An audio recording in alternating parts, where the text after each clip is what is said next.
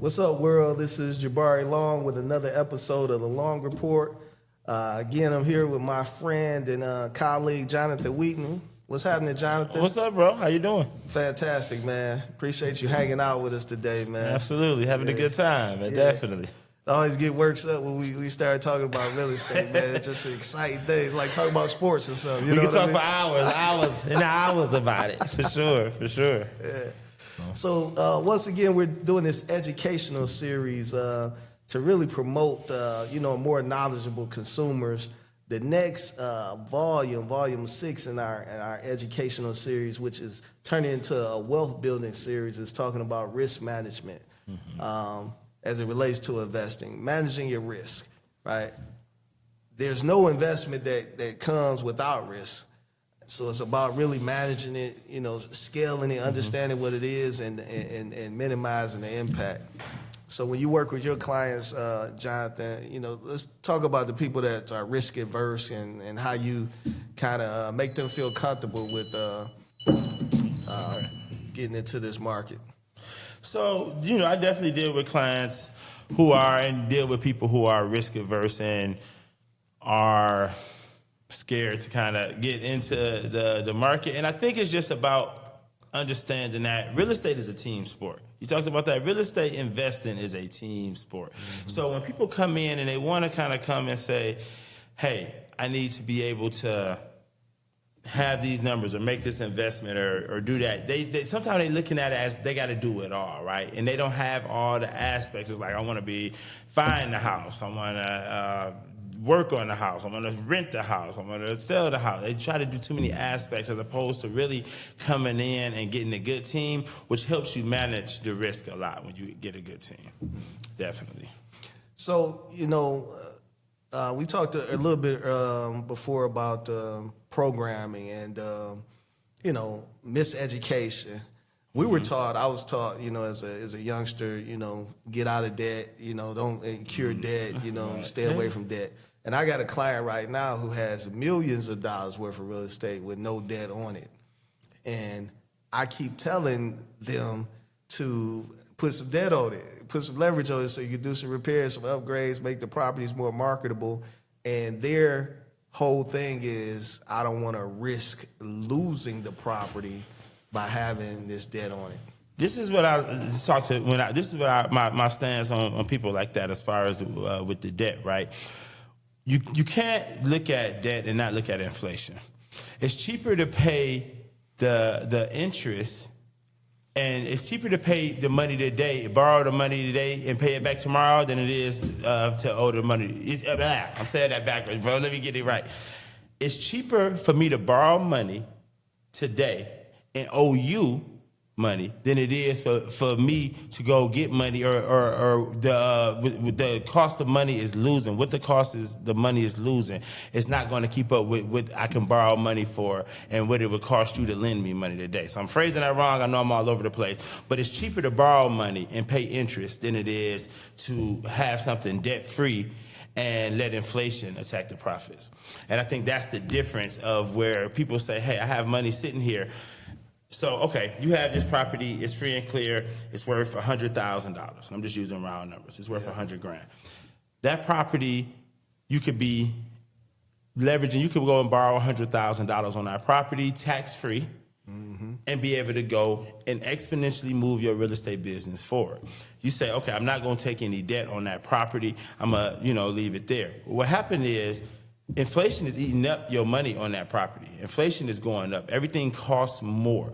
And you're paying taxes, the taxable event of collecting the rent, you're paying all taxes on the money and no benefit. So you don't get any of the tax advantages of borrowing the money without having to pay the taxes. And that's where the real benefit, what we talked about before, wealth building is where you get to borrow money and not pay the taxes. Yeah. So that's where you can kind of live in that space. And I know to a lot of people, this may seem a little bit complicated, right? Because when you talk about borrowing money today, right?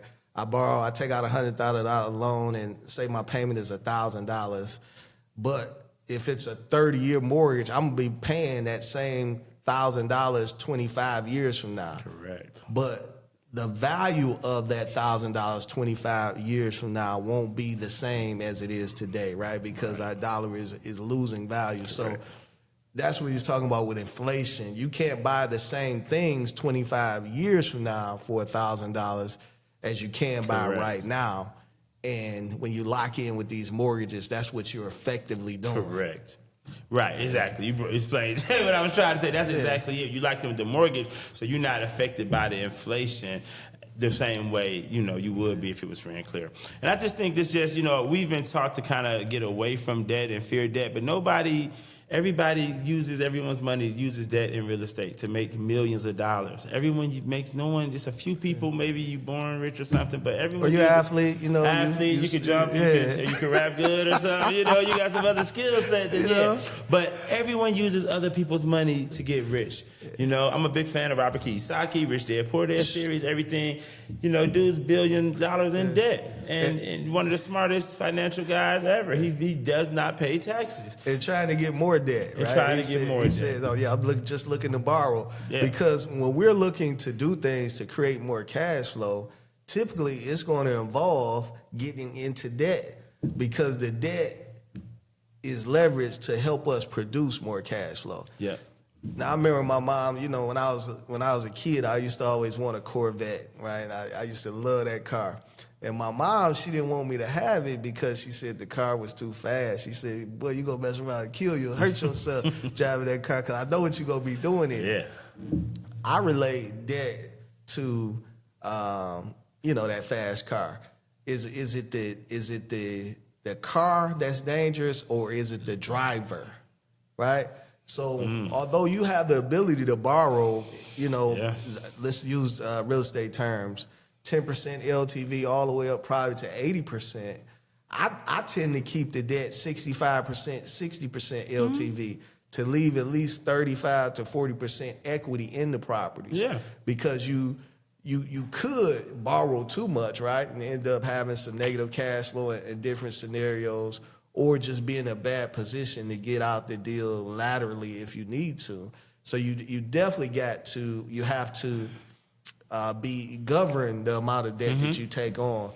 But it's an absolute game changer, and I don't believe you can get wealthy in America without using it. Yeah. And unless you're an athlete or somebody with some special skill set or something, yeah. And you tell me why the Jay-Z's of the world, that's billionaires, they still taking out mortgages on their houses and things of that nature because it just makes sense. The real thing what you're saying, what I'm trying to elocute is that interest is better than taxes. 100%. Interest is better than taxes. Yeah. So I'd rather pay interest than pay taxes. Yeah. Interest comes to, you know what I mean? It has the country is set up with all that. It's advantageous to pay interest and not pay taxes. So that's really the bottom line when we get to it, is that if you go into a situation in any kind of wealth building investment, when you're paying taxes, that's the number one thing you got to get rid of, and if it means at the cost of interest, then so be it. You have to pay interest. I think that with the free and clear house, like with the guy you're saying, he's missing, I don't know his long-term goal, right? Some people are like, hey, I got my goal. I got the free and clear houses. I got my cash flow. I'm in Bermuda every weekend enjoying the sun. That might be his goal, if he wants to grow and to kind of add rocket fuel to his real estate business, then there's no better way to do that than taking on some good positive debt and being able to manage property, like you said, the low LTVs, making sure you're still going to be able to cash flow, and understanding exactly how that works and understanding how to manage that. And then I'll say this, some people just not good at managing debt. Some people not going to pay their bills on time. They not going to say they worried about that part of life. So they might know themselves better, in that regard. Like, hey, I don't pay my bills. I don't want to have a debt on my house because I don't pay my bills. And if you don't pay your bills, then hey, don't take a debt on your house. That thing. So like the free and clear property. You have people with free and clear properties paying 30% on credit card debt, right? Crazy. So they feel good. They got a badge on their chest. I got my house paid off. But you paying 33% interest on credit cards. You still cheating to lose. You see what I'm saying? You are. You were cheating. Yes, right. So having that financial education, that financial literacy, and really understand it. Really, a person that doesn't like that or really is afraid to apply it just needs to get more educated so that they understand how to properly use it. Just like everything else, like a circular saw or, you know, it's a tool. It's a tool. And if you aren't taught properly how to use it, you probably gonna hurt yourself, mess up some materials, and maybe even hurt somebody else. But if you're investing in real estate, if you're a real estate owner, like I don't know what I think debt was created for real estate. Yeah. Because At least in this country. yeah, in America, like In America it might be was. somewhere different Yeah. somewhere else. But in America, you have real estate and you have debt. And you're looking to create more income utilizing that debt than what you're paying out in interest. When our government will say, hey, if you sell a house, we're going to tax you at 48% capital gains tax. If you buy a house and sell it within a year and you make the community better and you make $100,000 profit, 48% of that is almost going to go to the government. Yeah. That's the rules. Or they say you do that same process, you flip that property, and you borrow that money. You don't sell it. You borrow the same $100,000 in profit. Now you don't give the government anything. And you get to get all your money and manage it as you went, and you kick the can down the road, so to speak, as far as any tax liabilities that come associated with it. Typically 27 and a half years down the road, when the appreciation kicks up with you, and you rinse and repeat and do it again. And then the thing is too, when you really get wise with it, and you get the trust set up and the family trust set up, where when someone passes on and they pass it on to the trust, then the taxes get vanquished. That never pays the taxes on it, which is how America's set up. So I just think that, in this country, debt is synonymous with getting wealth, and avoiding taxes is synonymous with getting wealth, and they go hand in hand.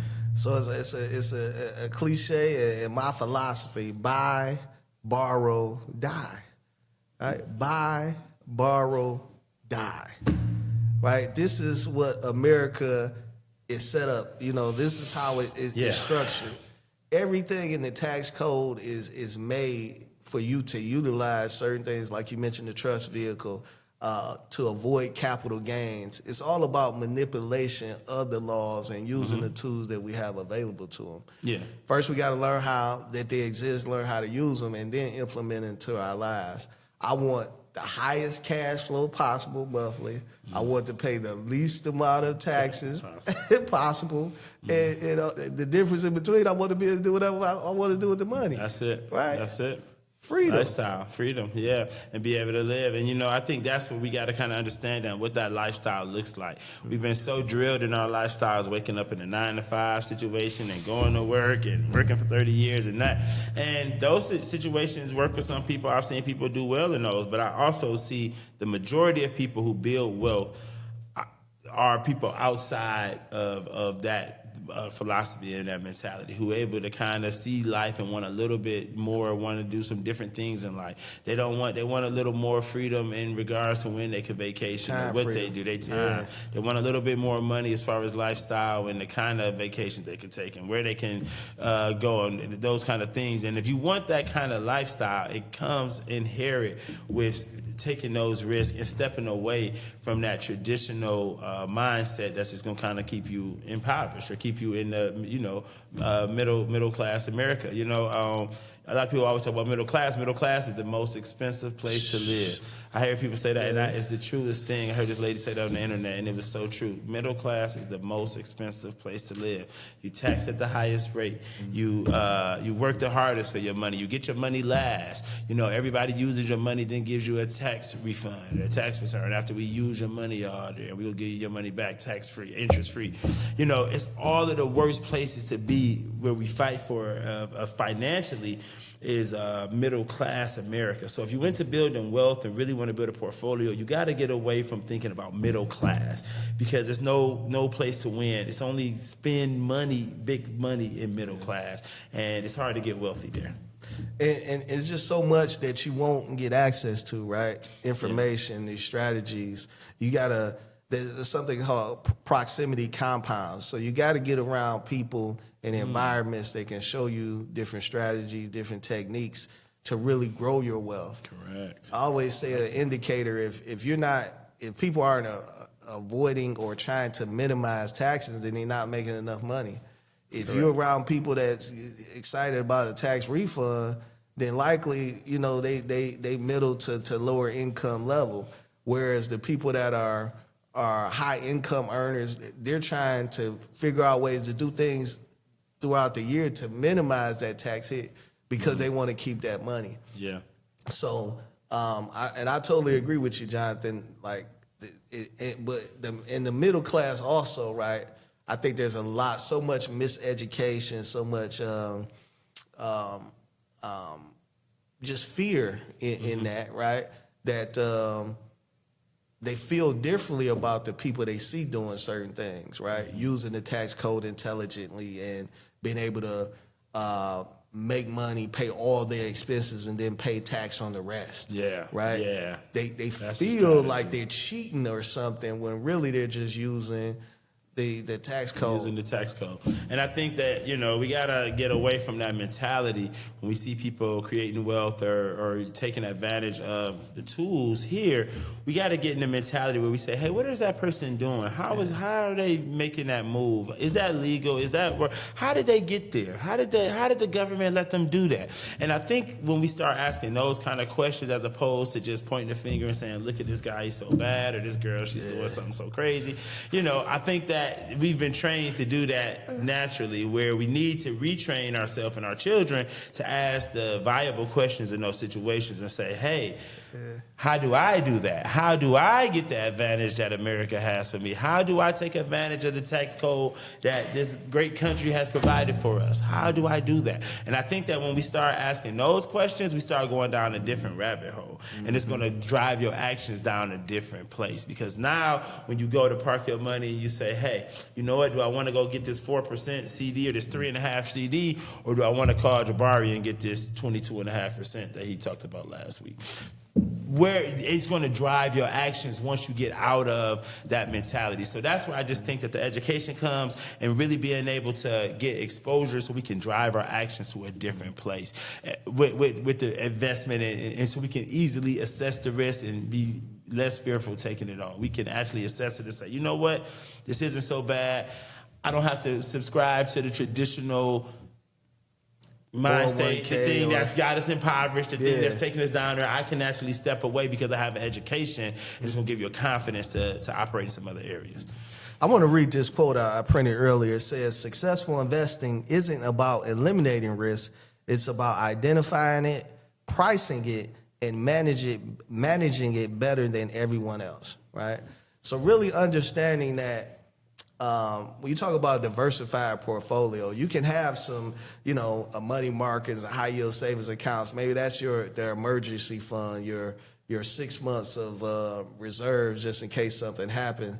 And having some diversification, maybe you got your 401k directly in the stock market, and then some other discretionary capital that you're putting in, maybe in some higher risk investments that you're educating yourself on and developing your team so you can minimize the risk. So we're not saying go home today and just liquidate all your positions and put everything in Metro Detroit real estate. We're saying diversify your portfolio so you create more freedom, you know, and time freedom, which is, I think, why everybody wants to get money. That's the reason why, you know, we all want to do it, and kind of being able to get that freedom and diversify. And, you know, it's a lot of ways to diversify in real estate. So, you know, it's one thing, you know, people say I'm in real estate. Well, I mean, it's a million ways. You know, we're in a commercial building right now. People are in the commercial real estate, commercial rental, commercial sale. You got residential the same way, residential sale. So you can diversify. I think you got to find the niche appetites that talk to you. You know, the thing that you can relate to, that you can go home to your wife or your husband to and say, hey, babe, this makes sense. I can do the numbers. The numbers pencil in on this. And then execute. You know, the thing is, there's so many deals that we get, and people, when it comes to the execute stage, that's where they're not able to. So it's an education thing and an actual goal and thing where you got to execute those. And I think those come together with the confidence and getting that financial education. Yeah. And really, if you're going to commit yourself to doing it, right, just do it. Understand that you might have to, ride a few waves, get more experience, but like for we talked earlier about this 19-year-old guy. I mean, the runway theoretically is so long for him. Yeah, it is. It's like you mess up 2 or 3 times and still be good by the time it really matters. So the younger people are, and I always employ people to get their kids in real estate young, like buying 2 families and 4 units. Easy. Buy 1 unit, rent the other 3, live rent free, get out your parents' house, get some independence, and build some wealth at the same time. And there's a little bit of risk. It's a little bit of people are afraid of the unknown, but at the same time, like what's on the horizon once you face all that is wealth, cash flow, and more experience. It's a lane I think people are not exploring that speaks to that. We got young kids, 19, 20, 21, 22. We got a major gap in the trades right now, right? Ironically, this young man is becoming an electrician. He's in a trade program, right? So he's in the right. He's doing a lot of things I'm really happy with. It's a lot of kids, a lot of moms, a lot of dads who's got these 19, 20, 21, 22-year-olds.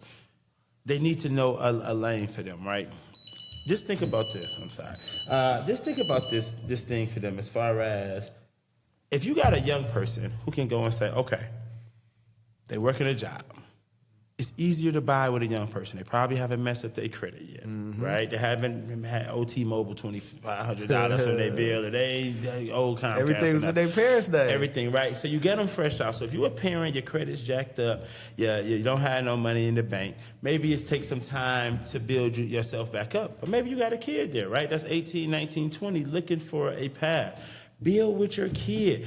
Let your kid come and say, hey, this 18-year-old, we can help him get a down payment, help her with $6,000 or $7,000. The family can help them get into the 2-family flat. They can do things like first-time home buyer programs, take care of the Mr. programs in here.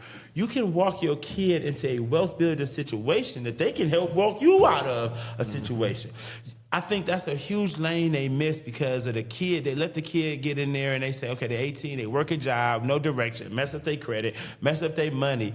In those learning phases, when we say we learn and you got to learn to mess up and bump your head, well, you got an opportunity there to take that kid, to put them in that 2-family flat, in that 4-family, that 2-family, and set them on a trajectory to change your life and the whole life's family. Let me explain a little bit deeper. That same kid, he goes, gets a regular job. He's making $15, $20 an hour. He's working, right? No direction. He's spending his money on whatever young folks spend their money on, not investing it. And he's renting a little apartment. He's got him a little spot. Well, times get tough for him. Right now, the job doesn't work out or whatever. Now he's messing up his credit. He's got to potentially lose his apartment, have to move back in with a parent. Right? Take that same example with that same 19-year-old, that same kid.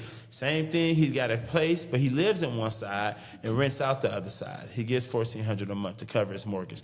Same job issue runs into a little dynamic. But you know what? He's got a rental income. He's got time in his house to figure it out. He doesn't have a landlord saying, "Hey, I need rent on the first of the month, or I'm putting you out into giving you a 2-day notice or 7-day notice." That's a different stress that we put on our kids out the gate because they don't have the financial literacy, so they get into financial situations that aren't advantageous to them. And now when life hits them, they make the bad choices. It's easy to make the bad choice when you're in that situation and say, oh, well, let me go do something stupid. Let me go take out a loan I shouldn't take out, or borrow, do another compound of financial bad decisions. Yeah. So I think that's a huge lane that with the young people coming out, everybody's not going to go to college. I just learned only 27% of our kids go to college. Yeah. A lot of the kids nowadays don't want to go to college. And they don't want to go to college. And they're afraid to, or unable to express that to their parents. I communicate with a couple young guys that work at the grocery store, right? They, they're young, so I'm talking to them, Yeah. And the common theme is, the adults really don't understand. They don't understand the TikTok, Correct. Instagram generation where they don't want to go and become a XYZ for the next 30 years. That's not exciting to them. That's not what they want to do. But how do they express that to their parents without being ridiculed or admonished You know, I just think it's back to the education piece. You know, the parents getting educated and the kid. You know, we learn a lot from our kids. You know, we learn a lot from them, and I think that we can't be scared of getting educated in this field. You know, I laughed about a meme came across the phone the other day, and I forget it. It said something like the point of view of American school systems, and it said, it was so funny. It said, "Do you know how to do your taxes? No. Do you know how to what a mortgage is? No. Do you know how to balance a checkbook? No. Do you know how to you plan for your 401k? No. Do you know the power cell of the powerhouse of a cell? He's like the mitochondrial. Do you know that? Do you know the shape of this moon, the crescent waxing moon, and all of this stuff that we learning, and we don't learn none of the real stuff in school that we need to. We learn all of this stuff, and it was a funny meme, but the point was valid that we don't learn nearly this stuff, so we put our kids out into this world expecting them to perform at a level and pay your bills and keep your credit. But what does that actually look like? What does that actually mean? And most of the time, it's because the parent doesn't know. And it's fine that we're in a place where the parent doesn't have the answer to these financial things because they just haven't been exposed to it. Mm-hmm. So I think that it's essential that the parent, if they want to take some kind of lead as far as learning financial literacy, and even more importantly, stressing it to our kids to learn books, to read Rich Dad Poor Dad, to read just read outside of it. You know, The Great CEO Within, or I'm reading that now, or read just different books that's going Millionaire Next Door. Millionaire Next Door, As a Man Thinketh.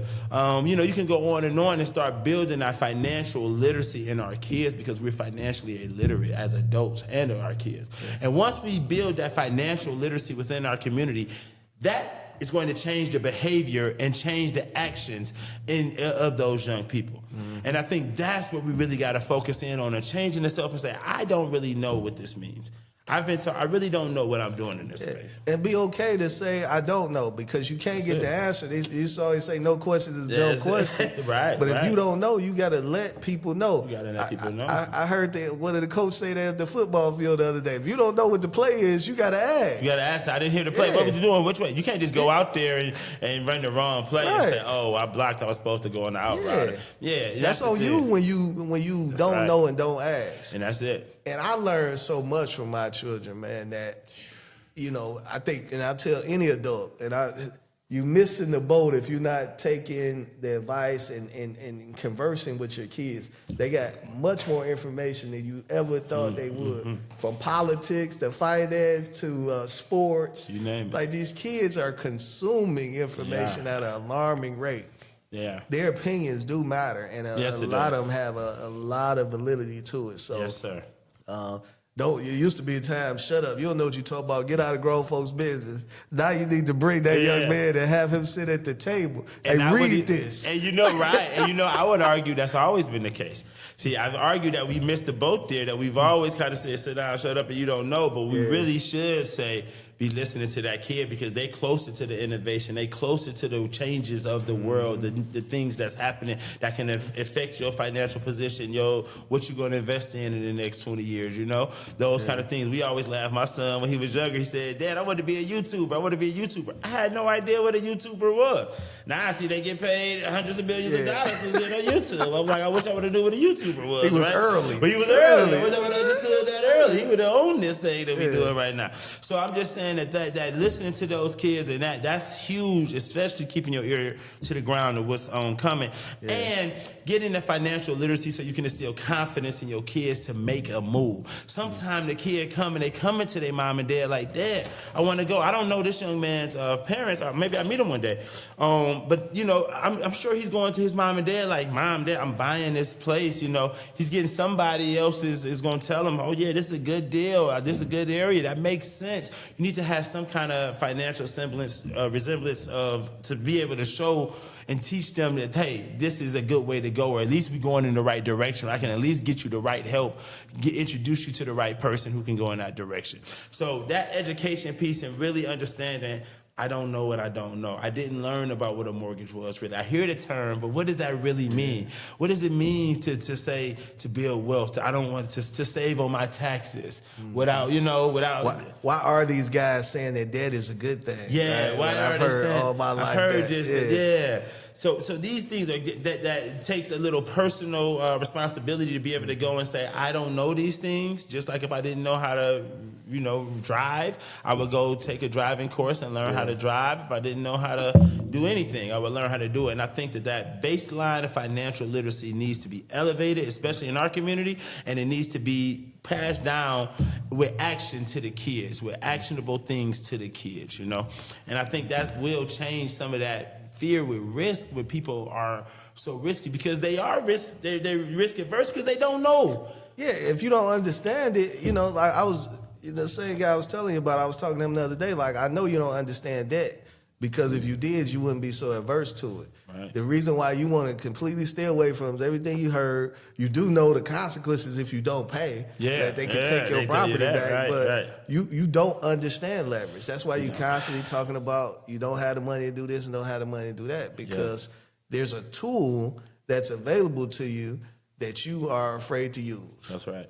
And you're afraid to use it because you just don't understand. Yeah, you don't understand it. So, no, I 100% agree. Part of, the title of this show is Managing Risk is really educating yourself, being informed, doing your due diligence because being short of information and knowledge will get you cracked upside the head. Yes, it will. Yeah, real fast, too. That's the one. And there's no reason. We're in the information age. Yeah. So there's no reason to get cracked upside the head, Same young man, just 18-year-old. What's funny is when we started doing the contracts or whatever, ChatGPT is checking my contracts. Okay. So he's uploading. That's just to show you my contracts. I've been using this purchase agreement probably for 20-something years. Yeah. He uploads it to ChatGPT, and it tells him what we need to do and things to add and things to protect himself and better things to do. Mm-hmm. So this is the new age. He's not even going to another realtor. He's going to ChatGPT to get this information. So he doesn't have to take it to his attorney, to his parents' attorney to review the contract. Chat gives it to him in 5 minutes. 6 seconds. Yeah, These are the highlight points. Ask these questions. That's exactly what he said. That's exactly what he did. Ask these questions. What about this? What about this? What about this?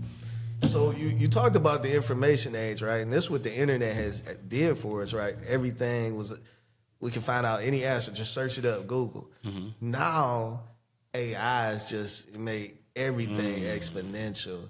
Like you were so excited about something. He came over my house to discuss this AI tool, which I didn't use because I'm like, man, I got to look into this thing. This brother is too excited about this and completely a game changer. So, like nowadays, we're running out of excuses, right? Because people, whether you got information or not, you holding these devices and looking at a screen for 8 to 10 hours a day.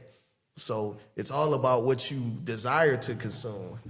I think that we talked about the information age. I think for wealth, and maybe we've always been here, but for wealth, we're going into the accountability age. I love it. The accountability age. I love This is where it's no more excuses. I've been an entrepreneur my whole life, most of my adult life. And I've struggled hiring and contracts and having the money when I wanted to do the marketing and all of the stuff that comes along with running a business. And when you run businesses, those excuses are gone now. You literally, if you're an entrepreneur out there, it's nothing between you and your success except you. And that's probably what it's always been. That's what it's always been. But now it's in your face. It's no more hiding behind, I'm too black or I'm not tall enough. We can't pull a race card no more. I can't pull the race card. I can't say I ain't cute enough. I done lost all my hair. I can't say, I'm 6 foot. All of that's out the window now. Everything, the playing field is leveled enough where if you got the hustle to go, you can go get it now.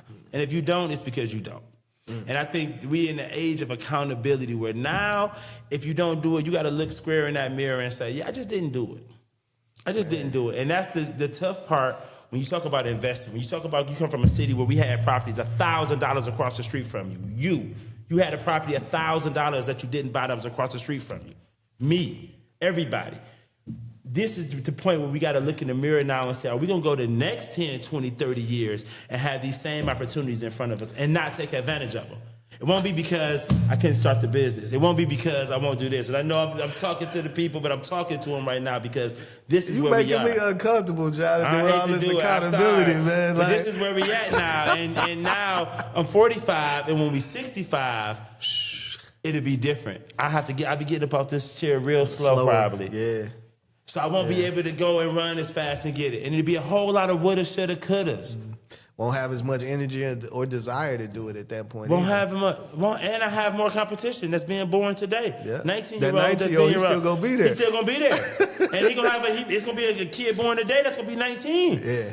And he gonna be on my head, 100%. buying that same 2-family flat that I should have bought. So all of that, I don't know, if this PG or not, but all of that stuff that you had as far as why you couldn't do it now, is out the window. And it need to be out the window. You need to be looking square in the mirror and to say, hey, you know what?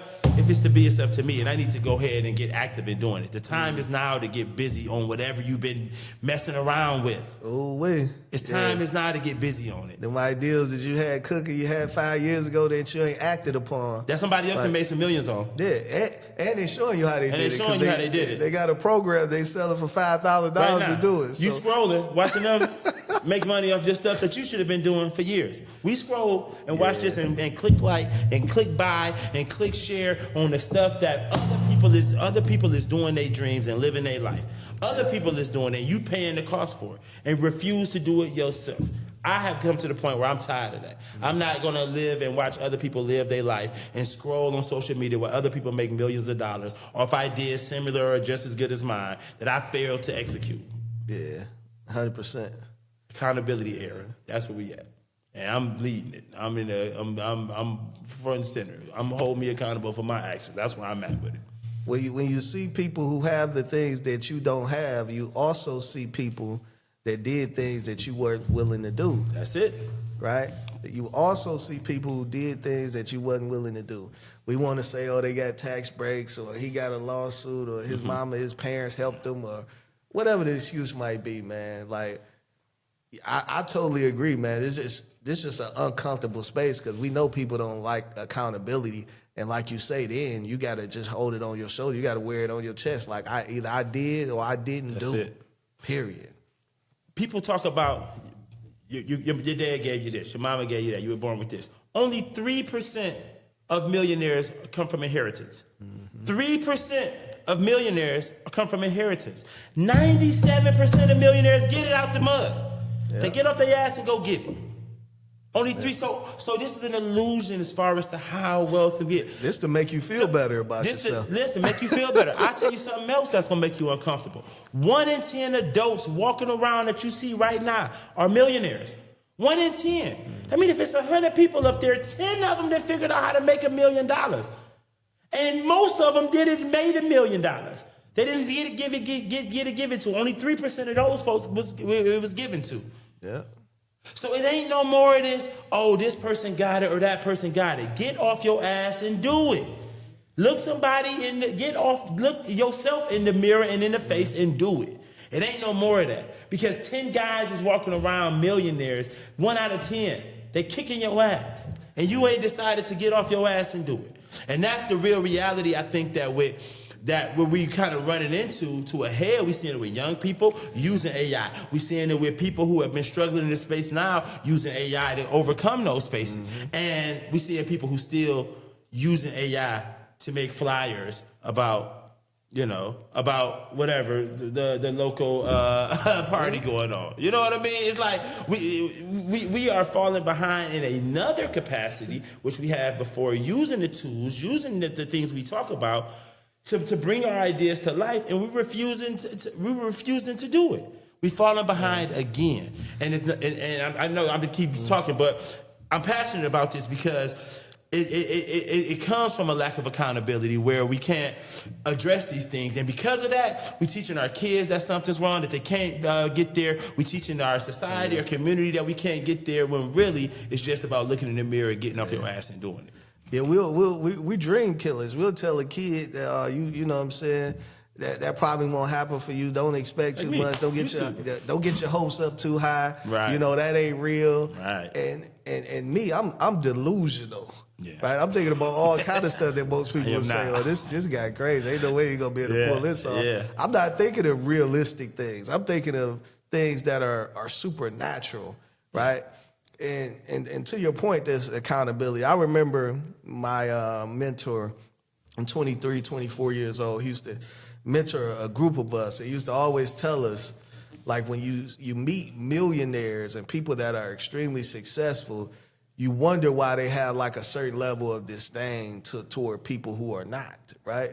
It's because they know that everybody has the ability to do it. It's just you won't do it. That's it. It's easier for you to make excuses than it is for you to put your nose down and grind and build some wealth, right?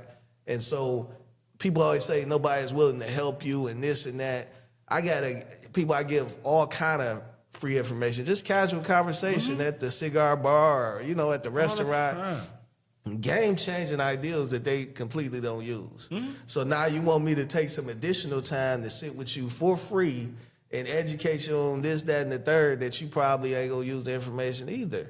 It's like we get the things that we want out of life. When I meet a woman and she say, well, yeah, some point in time I want to be married, I know that woman is going to get married. Some point. The only question is who the guy going to be. Yeah. But she's going to get married. Yeah. People say, I'm determined to buy a house. I'm determined to invest in real estate. They do it. They do it. So long gone are the days where we could make these excuses. We black, they ain't going to give black people mortgages or this, that, and the third, or how can you do this? All you gotta do is Google it, YouTube it, type it in ChatGPT. And if you can't do that, get with somebody who can. That's just somebody who can, And I think that we all can. That's the thing that this era is really showing, that we all can. It's only gonna be some who are accountable to do it. Yeah. And if that's gonna be you, then hey, I see you there. I'm becoming a team accountable. I'll meet you there. We showing up, working every day, being accountable for our actions. If you got some other stuff to say about it, I won't be seeing you. If it's gonna be somebody else's fault or some other external force that impacted it, it won't be talking to me about it. Because I know that we can step up in those areas with the education, and we can succeed in these spaces, and we will succeed in those spaces, just like anybody else do, and just like anybody who puts forth the actions in those places will succeed. So I just think that's my 2 cents on it, man. I know I kind of got us off a little bit on a tangent on that, but I'm big on the accountability, especially in this space, because it's no other barometer to success except looking at that damn mirror and getting off your butt and doing it. No, I think that's is great that the conversation went there, because not many people are talking about it, especially not publicly. Yeah. Like, get off your ass and get to it. Stop making excuses. That's it. You say you got a situation. Give me your schedule for the last week, and I'll tell you why you're in that situation by looking at your activities, your actions, how you spending your time. All you gotta do is look at the activities and actions, and you see exactly where you want to be and where you at. If you want to be a rapper, I have people say, "Yeah, I want to be a rapper." How many songs you done made? Yeah. Are you in the studio today? Yeah. Let me see your notebook, Let me see man. Let me hear you spit beats. something. You spit off the top. Where you making producing beats? What you doing? Are you sitting on your ass all day saying you want to be a rapper? Right. See, I got no patience and no lane for them guys there. If you want to be a rapper, I'm all for being anything you want to be. Are you in the booth? Are you making? Let me see your notebook. How many verses you did? Are you reaching out? Are you at the activities? Are you with the people who winning in this space? Yeah. Are you going to the spaces, trying to connect with the people who winning in these spaces? No, you just talking shit. Yeah. You don't really want to do it. You don't really want to do it. You're just saying you want to do it. You just kind of want to do it. Yeah. You know what I'm saying? And you don't really want to do it. You just want to talk about it. It's easy to say those things, that these big dreams that are easy to do, but you don't have to dial in and do the work to do them. And that's just what I want people to understand. I want to dream big. I dream big as the next man.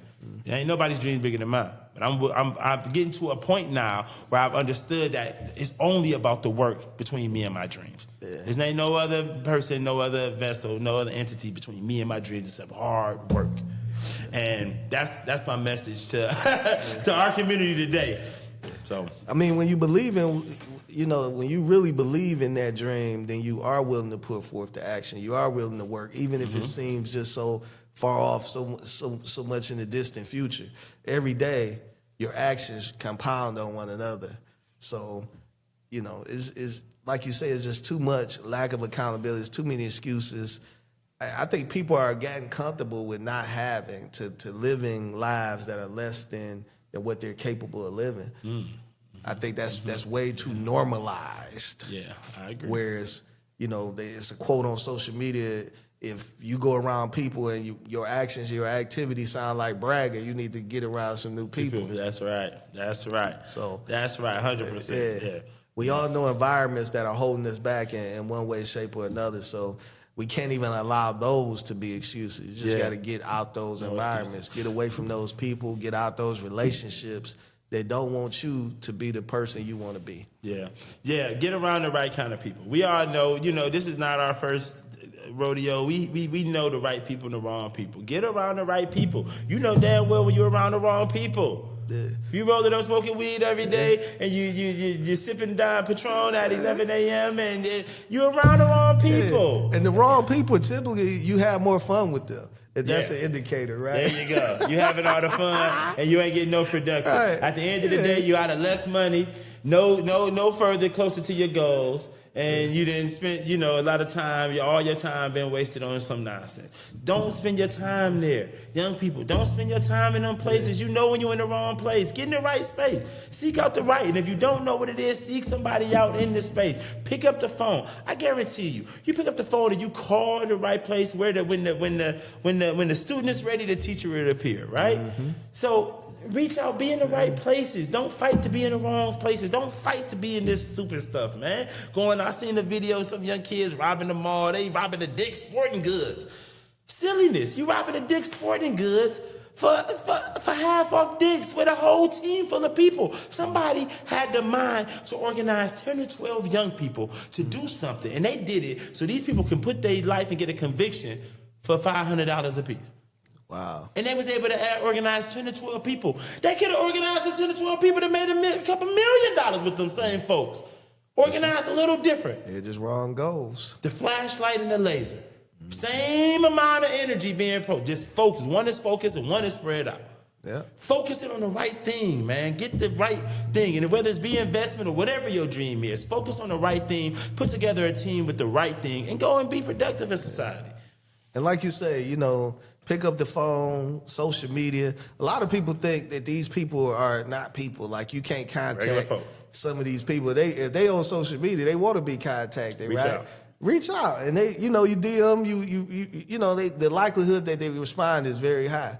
And I always say, don't go to them asking for a favor.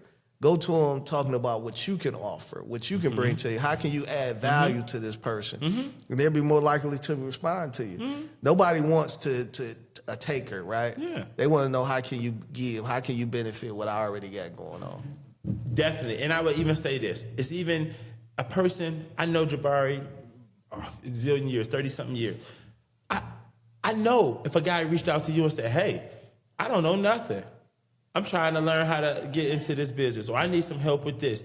Be more than willing to help that brother. More than willing to reach out to that sister and say, hey, this is how you do this, or this is the person you need to talk to do this. It's all about being accountable and wanting to do better and do it and be in a different space. Yeah. If you want to be in that space where guys are smoking weed and drinking all day and doing dumb stuff all day and sleeping in until 12, 1 o'clock in the afternoon, and hey, you know you're in the wrong environment. You want to be in a real environment where people are trying hard to win. They focusing on the right things. They're aligning themselves with people and aligning themselves with goals and projects. That makes sense to you. Then align yourself with them. Pick up the phone, reach out to them people, and get in those circles. Go be aggressive in that. Don't go in Dick's. Go in there. Go in somebody's real estate office. Go in Merrill Lynch and say, hey, I need to learn how to make some money, how to plan for my retirement. You know, so. That's how I feel about that. I know I gotta get passionate about that, but man, that's just these young important. people. This is our future. That's just where I'm at. Yeah. You know, when we looking at this stuff on social media and the news, especially when the people look like us, it's like, man, like what went into the thought process of these guys doing this? I saw something that was so crazy. A guy, he goes in the, I guess, a young lady he's with purse and grabs a gun. She happens to be 8.5 months pregnant during this incident. and they out here shooting and doing all kind of stuff. I'm just like, man, what? It's almost like it needs to be on TV, like some sort of sitcom or movie. I'm like, what is going through the heads of some of these people, man? Yeah. So, you know, I guess to kind of wrap up, we're saying that there's definitely options for you, right? There are different investment options, different alternatives that you can invest in, and definitely different things that you can do despite what your situation is and your current environment.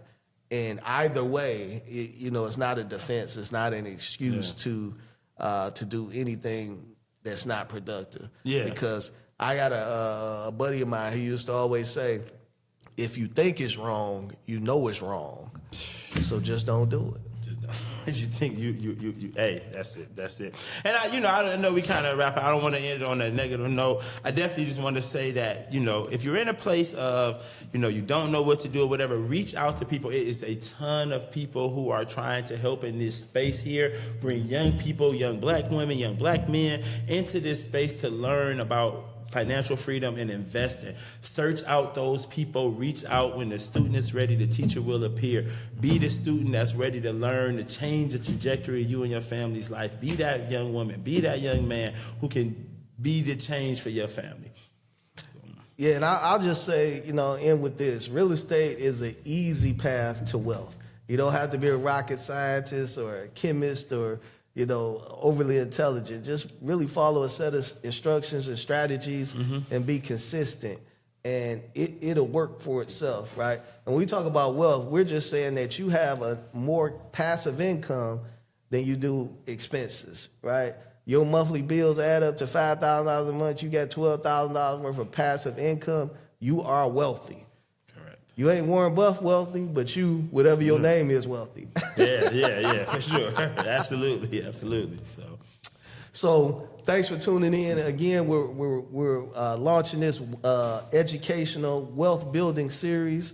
This was volume 7. We're talking about risk management. Educate yourself on whatever investment, whatever thing that it is that you're looking to do, and that's going to automatically minimize your risk. Once again, Jabari Long, wrapping up another episode of The Long Report. Thanks for tuning in.